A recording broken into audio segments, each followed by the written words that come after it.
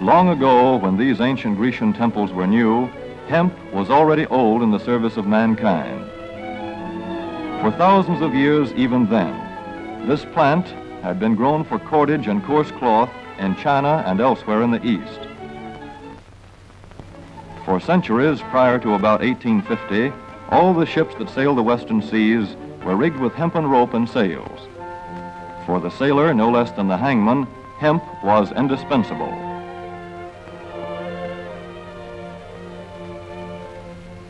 A 44-gun frigate, like our cherished old Ironsides, took over 60 tons of hemp for rigging.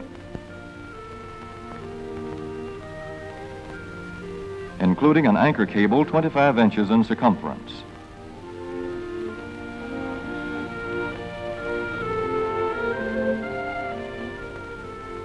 The Conestoga wagons and prairie schooners of pioneer days were covered with hempen canvas.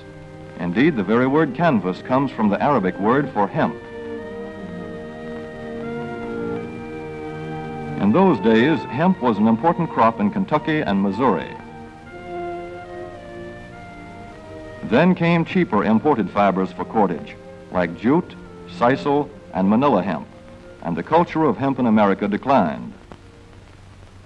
But now, with Philippine and East Indian sources of hemp in the hands of the Japanese, and shipment of jute from India curtailed, American hemp must meet the needs of our Army and Navy as well as of our industries. In 1942, patriotic farmers at the government's request planted 36,000 acres of seed hemp, an increase of several thousand percent. The goal for 1943 is 50,000 acres of seed hemp. In Kentucky, much of the seed hemp acreage is on river bottom land such as this, along the Kentucky River Gorge. Some of these fields are inaccessible except by boat. Thus, plans are afoot for a great expansion of the hemp industry as a part of the war program. This film is designed to tell farmers how to handle this ancient crop, now little known outside Kentucky and Wisconsin. This is hemp seed. Be careful how you use it. For to grow hemp legally, you must have a federal registration and tax stamp. This is provided for in your contract. Ask your AAA committeeman or your county agent about it. Don't forget, hemp demands a rich, well-drained soil such as is found here in the bluegrass region of Kentucky or in central Wisconsin.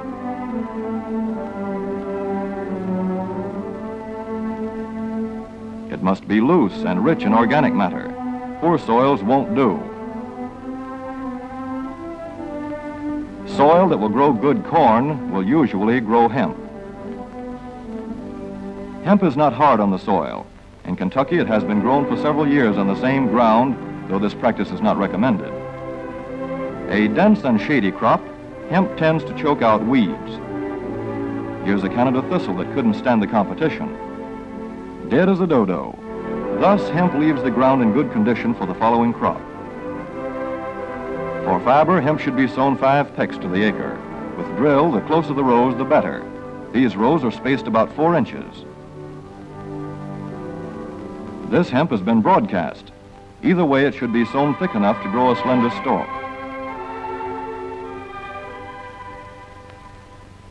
Here's an ideal stand. The right height to be harvested easily, thick enough to grow slender stalks that are easy to cut and process.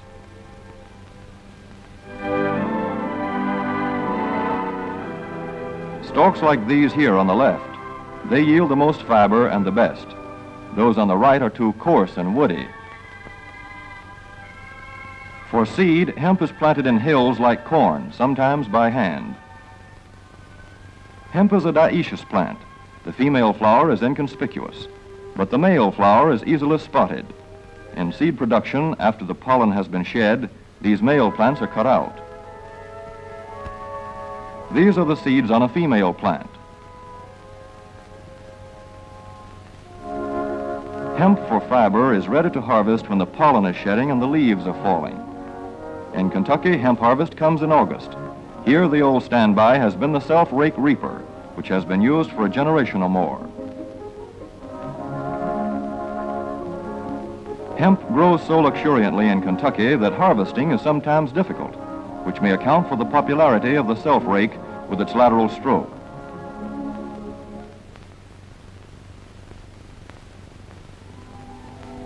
A modified rice binder has been used to some extent.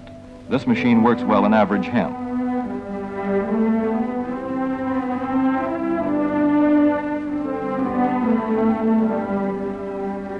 Recently, the improved hemp harvester, used for many years in Wisconsin, has been introduced in Kentucky.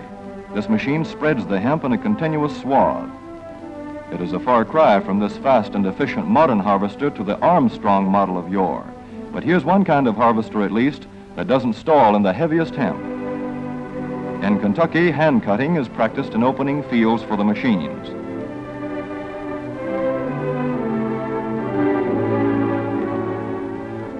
In Kentucky, hemp is shucked as soon as safe after cutting, to be spread out for retting later in the fall.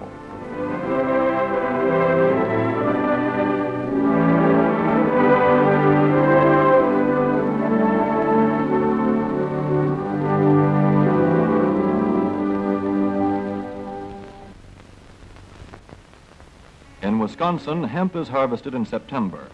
Here, the hemp harvester with automatic spreader is standard equipment. Note how smoothly the rotating apron lays the swath preparatory to retting. Here it is a common and essential practice to leave headlands around hemp fields. These strips may be planted to other crops, preferably small grain. Thus, the harvester has room to make its first round without preparatory hand cutting. Here the machine is running over corn stubble. When the cutter bar is much shorter than the hemp is tall, overlapping occurs. Not so good for retting. The standard cut is 8 to 9 feet. The length of time hemp is left on the ground to ret depends on the weather. The swaths must be turned to get a uniform ret.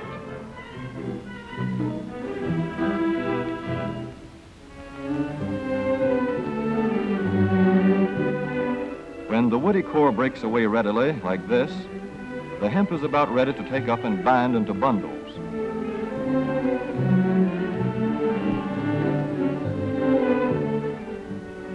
Well-retted hemp is light to dark gray. The fiber tends to pull away from the stalk. The presence of stalks in the bowstring stage indicates that retting is well underway.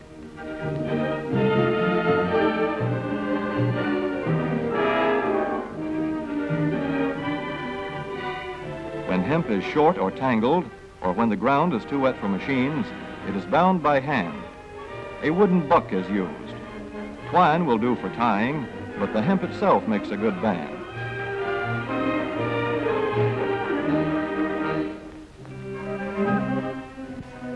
When conditions are favorable, the pickup binder is commonly used. The swaths should lie smooth and even with stalks parallel. The picker won't work well in tangled hemp.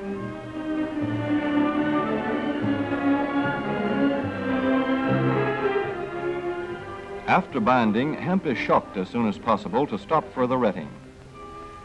In 1942, 14,000 acres of fiber hemp were harvested in the United States.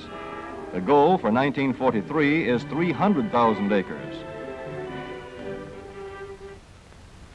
Thus, hemp, cannabis sativa, the old standby cordage fiber, is staging a strong comeback.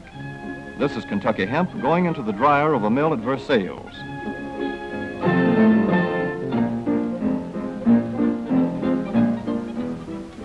In the old days, breaking was done by hand, one of the hardest jobs known to man.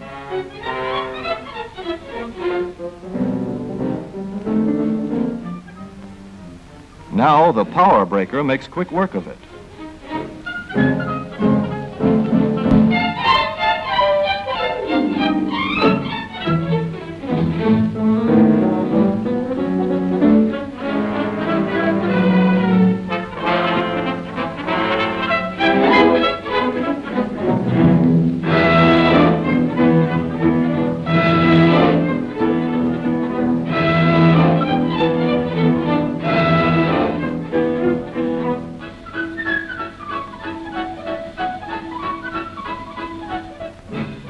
Spinning American hemp into rope yarn or twine in the old Kentucky River Mill at Frankfort, Kentucky. Another pioneer plant that has been making cordage for more than a century.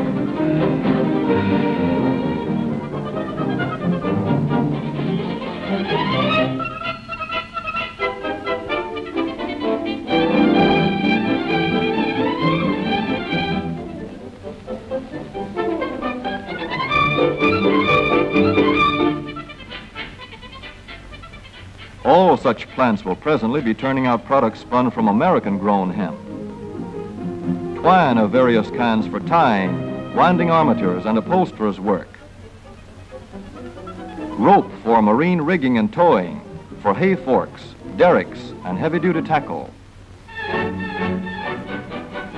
Light-duty fire hose. Thread for shoes for millions of American soldiers. And parachute webbing for our paratroopers.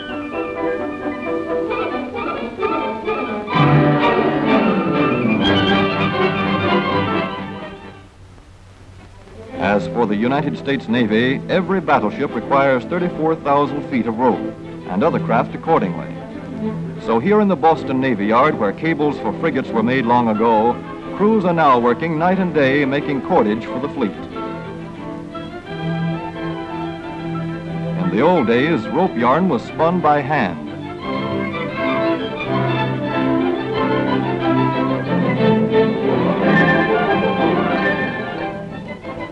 Today, even the rope walk is mechanized. 160 fathoms to go.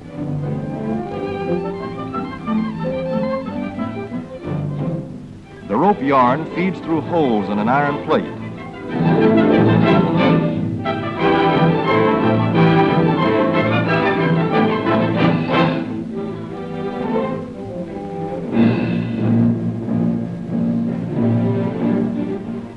This is Manila hemp from the Navy's rapidly dwindling reserve.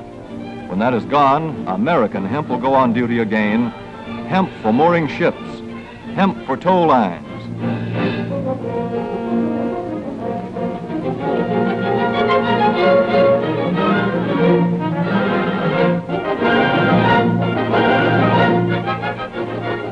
Hemp for tackle and gear. Hemp for countless naval uses, both on ship and shore. Just as in the days when old Ironside sailed the seas victorious, with her hempen shrouds and hempen sails.